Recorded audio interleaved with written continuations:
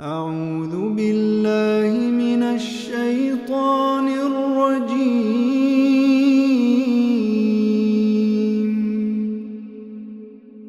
بسم الله الرحمن الرحيم.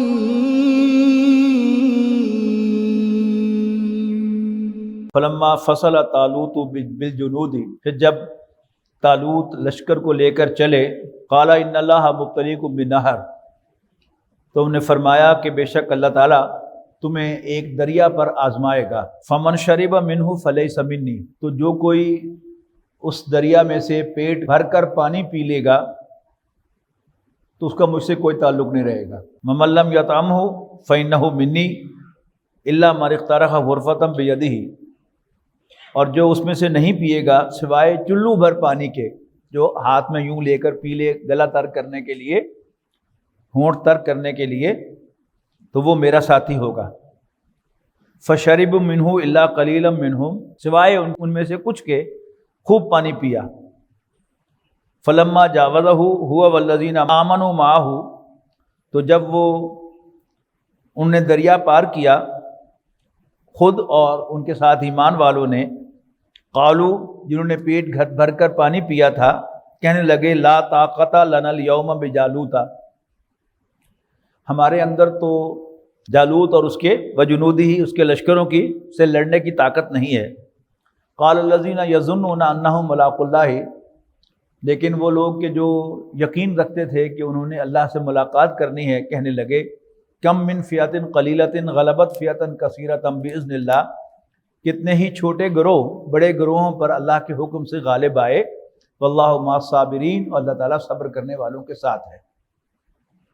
ولما برزوا لجالوت وجنودہ، اور جب وہ مقابل آئے جالوت اور اس کے لشکر کے، قالوا ربنا افرغ علینا صبرا، تو انہوں نے اللہ تعالیٰ سے درخواست کی کہ اے ہمارے رب، ہم پر تحمل، صبر، پرسیورنس انڈیل دے، استقامت انڈیل دے، وثبت اقدامنا، اور ہمارے قدم جما دے، وانصرنا علی القوم الکافرین، اور ہماری مدد فرما کافر قوم کے خلاف۔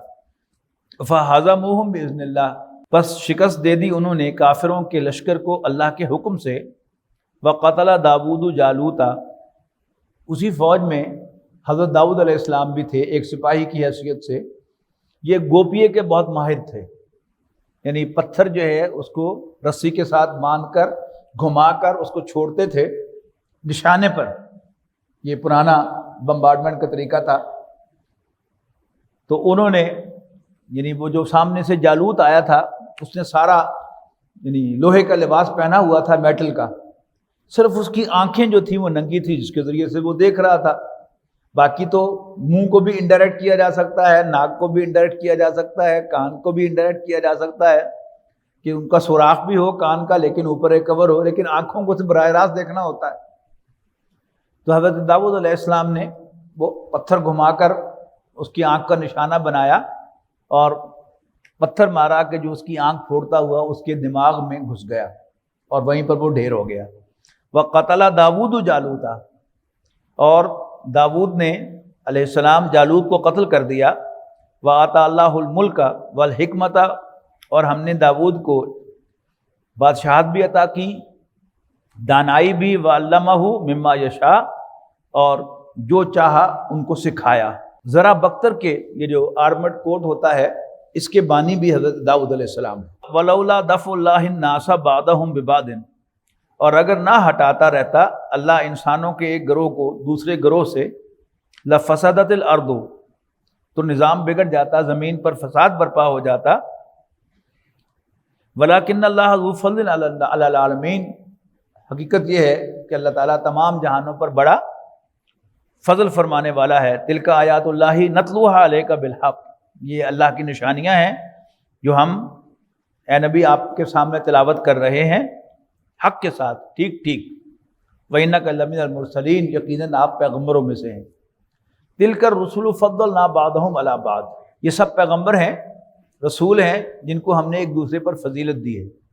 مِنْهُمْ مَنْ كَلَّمَ اللَّهُ، ان میں سے وہ بھی ہے یعنی موسیٰ علیہ السلام جن سے اللہ نے کلام کیا، جنہوں نے اللہ سے کلام کیا نہیں، جن سے اللہ نے کلام کیا۔ یہ واحد انسان ہیں کہ جن سے اللہ نے اس زمین پر بغیر کسی فرشتے کے واسطے کے ڈائریکٹلی کلام کیا ہے، اس لیے ان کو کلیم اللہ کہا جاتا ہے۔ وَرَفَعَ بَعْضَهُمْ درجات، اور ان میں سے کچھ کے درجے ہم نے بلند کیے۔ وَآتَيْنَا عِیسیٰ ابْنَ مَرْیَمَ الْبَیِّنَاتِ، اور ہم نے عیسیٰ ابن مریم کو معجزے عطا کیے۔ وَأَیَّدْنَاهُ بِرُوحِ الْقُدُسِ، اور جبرائیل سے ہم نے ان کی مدد فرمائی۔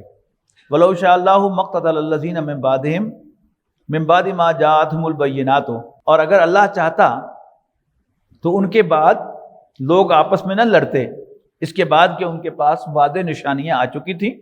وَلَٰكِنِ اخْتَلَفُوا، لیکن انہوں نے اختلاف کیا۔ فَمِنْهُم مَّنْ آمَنَ، پس ان میں سے وہ بھی ہیں جو ایمان لائے۔ وَمِنْهُم مَّنْ كَفَرَ، اور وہ بھی ہیں جنہوں نے حضرت عیسیٰ علیہ السلام کو ماننے سے انکار کیا، یعنی باقی یہودی۔ وَلَوْ شَاءَ اللَّهُ مَا اقْتَتَلُوا، اور اگر اللہ چاہتا تو وہ آپس میں نہ لڑتے۔ وَلَٰكِنَّ اللَّهَ يَفْعَلُ مَا يُرِيدُ، البتہ اللہ تعالیٰ جو چاہتا ہے وہ کرتا ہے۔ یا ایھا الذین آمنوا انفقوا مما رزقناکم من قبل ان یأتی یوم لا بیع فیہ ولا خلۃ ولا شفاعۃ، یہ بڑی گلوریس آیات میں سے ہے۔ اس کی گلوری آپ نے اپریشیٹ کرنی ہو تو یہ آیت جو ہے کہ ڈاکٹر اسرار احمد صاحب کے دورہ ترجمہ قرآن میں سنیں تو جس طرح وہ جلال کے ساتھ اس کو بیان کرتے تھے، واقعتاً یہ بڑی گلوریس نظر آتی تھی۔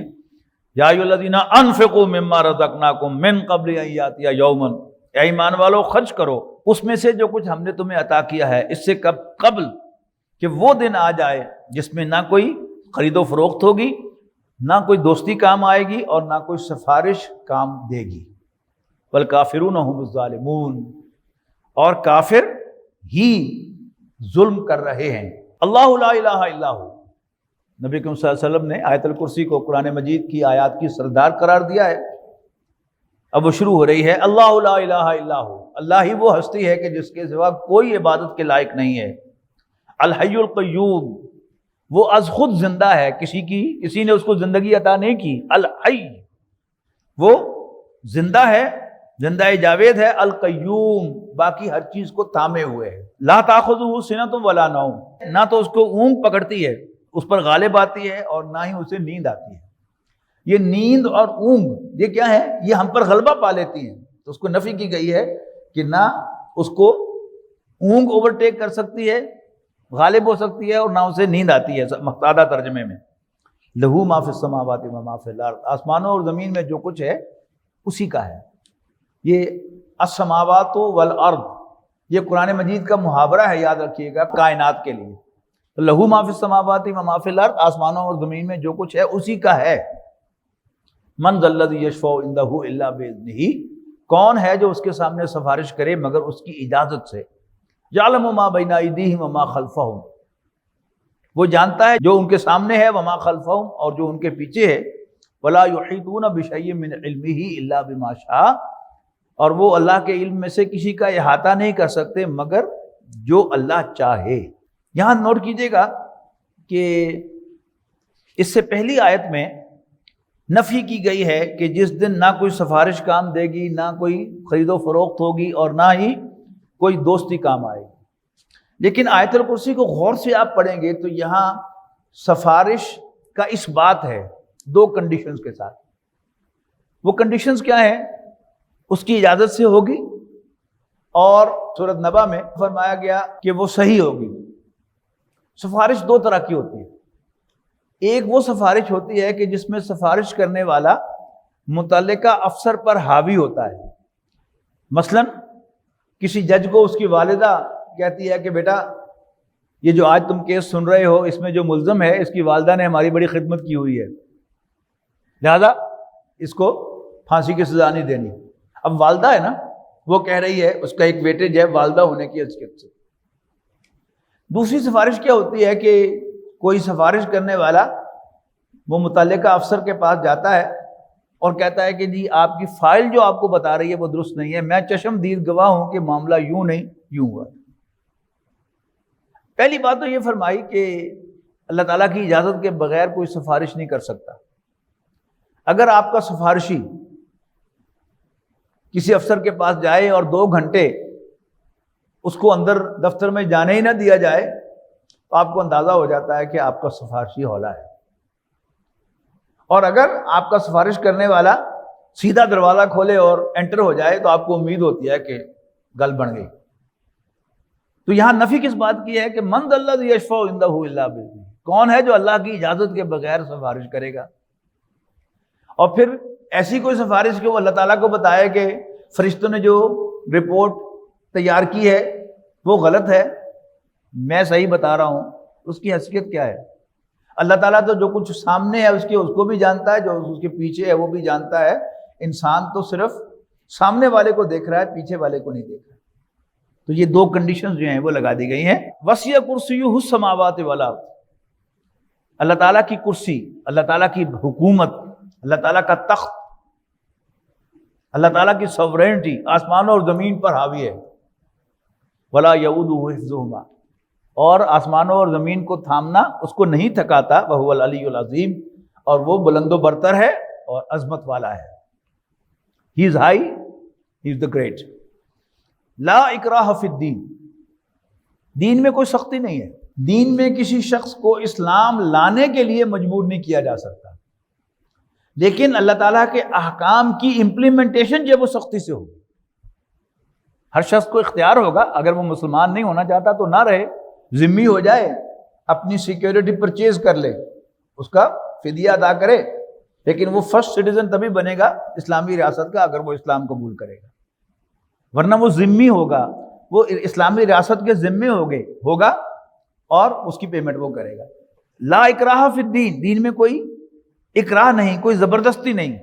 قد تبین الرشد من الغی، ہدایت گمراہی سے جدا ہو گئی، واضح ہو گئی. فمن یکفر بالطاغوت ویؤمن باللہ، پس جو کوئی طاغوت کا انکار کرے اور اللہ پر ایمان لائے، فقد استمسک بالعروۃ الوثقی لا انفصام لها، تو اس نے ایک ایسا مضبوط سہارا تھام لیا ہے کہ جو کبھی ٹوٹنے والا نہیں ہے. واللہ سمیع علیم، اللہ تعالیٰ سننے والا جاننے والا ہے. اللہ ولی الذین آمنوا، اللہ ایمان والوں کا حامی ہے، مددگار ہے، سرپرست ہے. یخرجہم من الظلمات الی النور، وہ انہیں اندھیروں سے نکال کر روشنی میں لاتا ہے. والذین کفروا اولیاؤہم الطاغوت، جبکہ کافروں کے سرپرست طاغوت ہیں، غیر اللہ ہیں. یخرجونہم من النور الی الظلمات، وہ انہیں روشنی میں سے نکال کر اندھیروں میں دھکیلتے ہیں. اولئک اصحاب النار، یہ دوزخی ہیں. ہم فیہا خالدون، اس میں ہمیشہ ہمیشہ رہیں گے. الم تر الی الذی حاج ابراہیم فی ربہ ان آتاہ اللہ الملک، آپ نے نمرود کا نام سنا ہوگا، غالباً یہ اسی کا تذکرہ ہے کہ یہ ایک بہت بڑا بادشاہ تھا، اپنے آپ کو خدا کہتا تھا، رب کہتا تھا. تو الم تر الی الذی حاج ابراہیم، کیا تم نے نہیں دیکھا اس شخص کو، یعنی نہیں غور کیا اس شخص کی تاریخ پر کہ جو جھگڑا کر رہا تھا ابراہیم سے فی رب ہی، ان کے رب کے بارے میں. کیوں؟ ان آتاہ اللہ الملک، کہ اللہ تعالیٰ نے اس کو بادشاہت عطا کی تھی. دماغ تبھی خراب ہوتا ہے نا. اذ قال ابراہیم، یعنی اس نے پوچھا، جب ان کو پیش کیا گیا اس کی حکومت میں سے بتایا گیا کہ ابراہیم نامی ایک شخص ہے کہ جو آپ کو رب نہیں مانتا، کہ لا کے پیش کرو میرے سامنے، کون ہے تیرا رب؟ حضرت ابراہیم نے فرمایا ربی الذی یحیی و یمیت، میرا رب وہ ہے جو زندگی اور موت دیتا ہے. قال انا احیی و امیت، اس نے کہا نہیں، زندگی اور موت میرے اختیار میں ہے. اور اپنا دعویٰ ثابت کرنے کے لیے اس نے جیل سے 2 قیدی بلائے، ان میں سے ایک کو سزائے موت سنائی جا چکی تھی، انہوں نے کہا جا تمہاری جان بخشی جاتی ہے، اور دوسرے کو بلا وجہ مار دو، اس کو گردن اڑا دو اس کی. اور کہا کہ انا احیی و امیت، دیکھو زندگی اور موت میرے ہاتھ میں ہے. اب میرے جیسا بیوقوف آدمی ہوتا تو وہاں بحث کرنا شروع کر دیتا اسی بات پر. لیکن حضرت ابراہیم علیہ السلام کی ایک خاص بات جو قرآن مجید کے مطالعے سے آپ کے سامنے آئے گی کہ ان کا ایک خاص وصف یہ تھا کہ he knew how to make his point. اپنی بات کو ڈیمونسٹریشن سے ثابت کرنا یہ ختم تھا ابراہیم علیہ السلام پر. تو حضرت ابراہیم علیہ السلام نے فوراً ایک نیا سٹانس لیا. وہ کیا تھا؟ قال ابراہیم، حضرت ابراہیم فرمانے لگے فإن اللہ یاتی بالشمس من المشرق، میرا رب اللہ تعالیٰ تو سورج کو مشرق سے نکالتا ہے. فاتح بہا من المغرب، تو اس کو مغرب سے نکال کے دکھا. فبہت الذی کفر، تو وہ کافر لاجواب ہو گیا. واللہ لا یہدی القوم الظالمین، اللہ تعالیٰ ایسے ظالموں کو کبھی راہ یاب نہیں کیا کرتا۔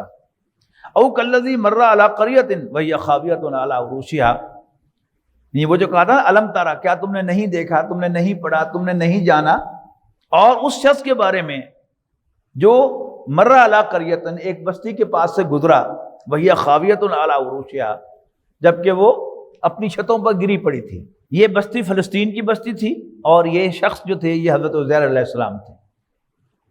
تو دیکھ کر ایک دم دل میں بات آئی، قال انا یحیی ہذہ اللہ بعد موتها، کہ اللہ تعالیٰ اس بستی کو اس کے تباہ ہو جانے کے بعد کیسے دوبارہ ریوائیو کرے گا۔ فاماتہ اللہ 100 عام، تو اللہ تعالیٰ نے ان کو 100 سال کے لیے سلا دیا۔ ثم بعثہ، پھر انہیں زندہ کیا، اٹھایا۔ قال کم لبثت، پوچھا عزیر کتنی دیر رہے ہو یہاں؟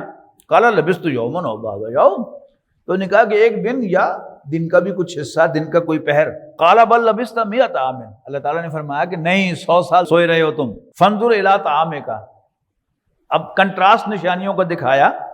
فانظر الی طعامک و شرابک، اپنے ٹفن میں اپنے جو کھانے پینے کا سامان ہے اس کو دیکھو، اس کا پانی اور اس کا کھانا بسا نہیں ہے، لم یتسنہ، وہ بالکل نہیں بسے۔ وانظر الی حمارک، لیکن گدھے کو دیکھو، اپنے گدھے کو دیکھو، وہ کیا تھا؟ ہڈیوں کا پنجر پڑا ہوا تھا۔ وَلِنَجْعَلَكَ آیَةً لِلنَّاسِ، تو وہ دیکھتے ہی دیکھتے وہ ہڈیوں کا جو پنجر تھا وہ کھڑا ہو گیا، اور دیکھتے ہی دیکھتے اس پر گوشت چڑھ گیا، بال آ گئے، اور پھر وہ پورا گدھا جو ہے زندہ ان کے سامنے آ گیا۔ وانظر الی العظام کیف ننشزها، اور دیکھو اس کی ہڈیوں کو کس طرح ہم اٹھا کر اسے کھڑا کرتے ہیں۔ ثم نکسوها لحما، پھر اسے گوشت پہناتے ہیں۔ فلما تبین له، تو جب حضرت عزیر پر یہ بات واضح ہو گئی تو فرمانے لگے، قال اعلم ان اللہ علی کل شیء قدیر، میں جان گیا کہ اللہ تعالیٰ ہر چیز پر قادر ہے۔ یعنی حضرت عزیر علیہ السلام نے پھر اسی سے، یعنی یہ نشانی دیکھ کر کہ اللہ تعالیٰ مردوں کو زندہ کر سکتا ہے، پھر انہوں نے بنی اسرائیل کے اندر ریوائول کی تحریک چلائی، اور پھر انہوں نے دوبارہ فلسطین کو فتح کیا باقی یہودیوں کی مدد سے۔ وَإِذْ قَالَ إِبْرَاهِيمُ، اور یاد کرو جب ابراہیم نے فرمایا، عرض کی، ربی ارینی کیف تحیی الموتیٰ، ربا مجھے دکھا تو کیسے مردوں کو زندہ کرے گا۔ قال اولم تؤمن، اللہ تعالیٰ نے پوچھا کہ ابراہیم تم مانتے نہیں؟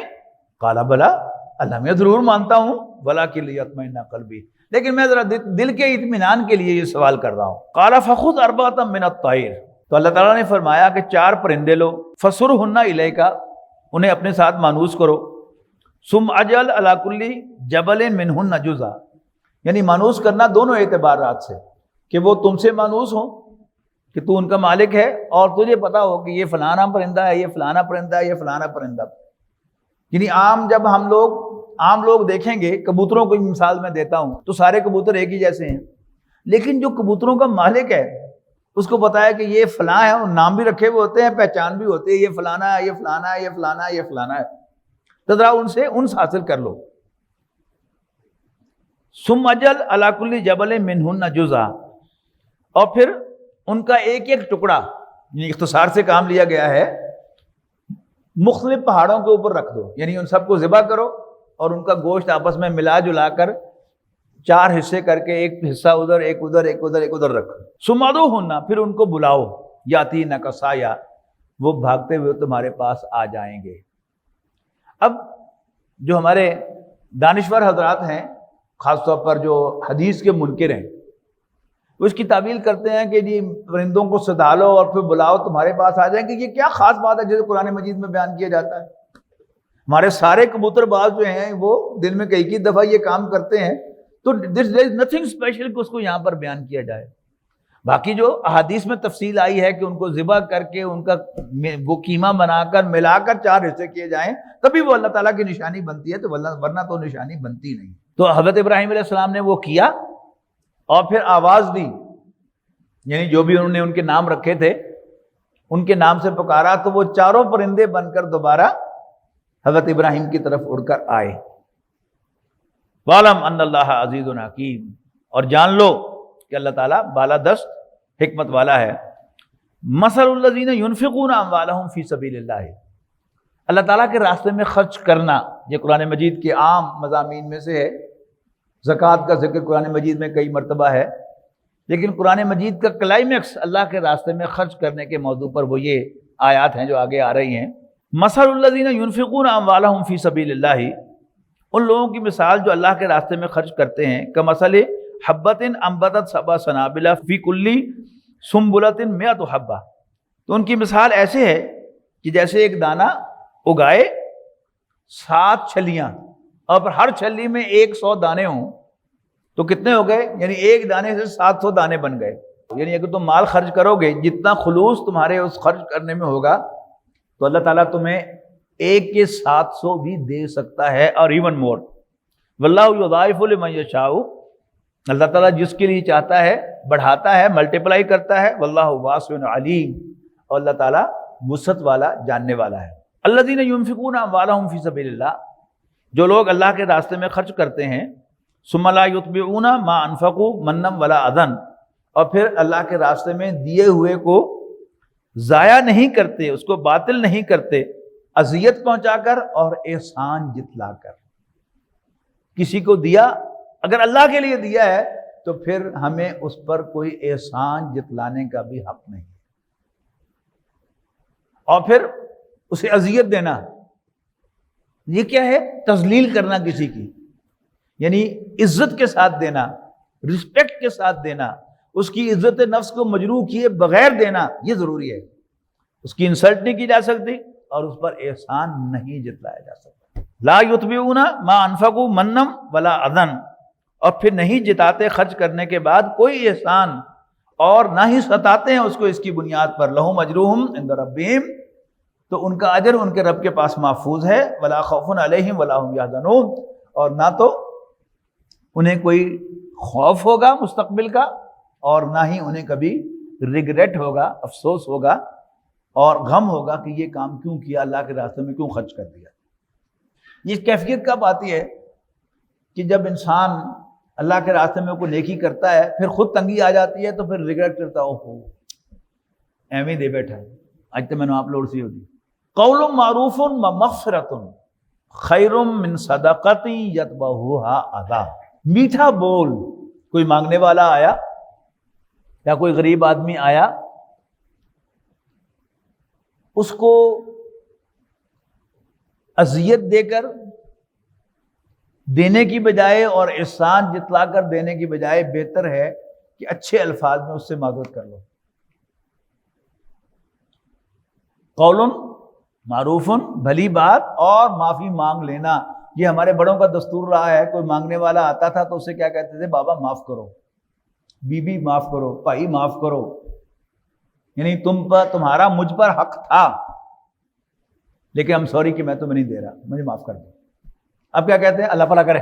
تو قول معروف و مغفرۃ خیر من صدقۃ یتبعها اذی، اس صدقے سے بہتر ہے کہ جس کے پیچھے ایذا رسانی ہو. واللہ غنی حلیم، اللہ تعالیٰ بے نیاز ہے اور بڑا بردبار ہے، وہ فوراً سزا نہیں دیتا تمہیں. یا ایھا الذین آمنوا لا تبطلوا صدقاتکم بالمن والاذی. اب یہ دیکھیے ایک ہی بات کتنی دفعہ دہرائی جا رہی ہے، کبھی اس اینگل سے، کبھی اس اینگل سے، کبھی اس زاویے سے. اے ایمان والو، اپنے صدقات کو، اپنی خیرات کو نل اینڈ وائڈ نہ کرو. کیا کر کے؟ بالمن والاذی، کسی پر احسان جتلا کر اور اذیت دے کر.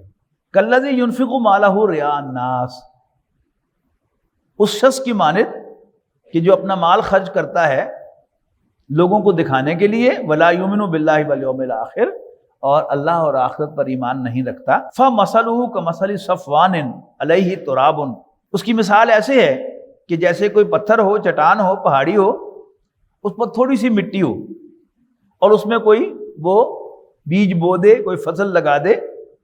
فاصابها وابل فترکہ صلدا، اور جب زور کا مینہ آئے تو مٹی اس پودے کو بھی، فصل کو بھی بہا کر لے جائے اور اس کو بالکل صاف پتھر چٹان بنا دے. لا یقدرون علی شیء مما کسبوا، تو اپنی کمائی میں سے کچھ بھی حاصل نہ کر پائے. واللہ لا یہدی القوم الکافرین، اور اللہ تعالیٰ ایسے کافروں کو یا ایسے ناشکروں کو ہدایت نہیں دیتا. وَمَثَلُ الَّذِينَ يُنْفِقُونَ أَمْوَالَهُمْ ابْتِغَاءَ مَرْضَاتِ اللَّهِ، البتہ ان لوگوں کی مثال جو اپنے مال خرچ کرتے ہیں اللہ تعالیٰ کی رضا حاصل کرنے کے لیے. وَتَثْبِيتًا مِّنْ أَنفُسِهِمْ، اور دل کے پورے ثبات اور قرار کے ساتھ خرچ کرتے ہیں، کمثل جنت، تو ان کی مثال ایک ایسے باغ کی ہے، بربوۃ، جو کسی اونچے مقام پر ہے، اصابہ وابل، کہ اس پر زور کی بارش پڑے، فآتت اکلھا ضعفین، تو وہ دگنا پھل لاتا ہے، فإن لم یصبھا وابل فطل، اور تیز بارش نہ بھی ہو، ہلکی ہلکی پھوار بھی پڑ جائے تو وہ بھی بہت ہے، واللہ بما تعملون بصیر، اور جو کچھ بھی تم کرتے ہو اللہ تعالیٰ اسے دیکھ رہا ہے۔ آیا ودو، یہ ربوتن جو ہے یہ ٹیلے کو کہتے ہیں بلند جگہ پر، یہ چنیوڑ دریائے چناب کی ایک طرف ہے اور ربوہ دوسری طرف ہے، جب سیلاب آتا ہے تو چنیوڑ ڈوب جاتا ہے اور ربوہ میں سیلاب نہیں آتا، تو اس کا یہ مطلب نہیں کہ وہ قادیانیت کی حقانیت ثابت کر رہا ہے، بلکہ وہ ہے ہی اونچے ٹیلے پر، اس لیے وہاں پر سیلاب نہیں آتا۔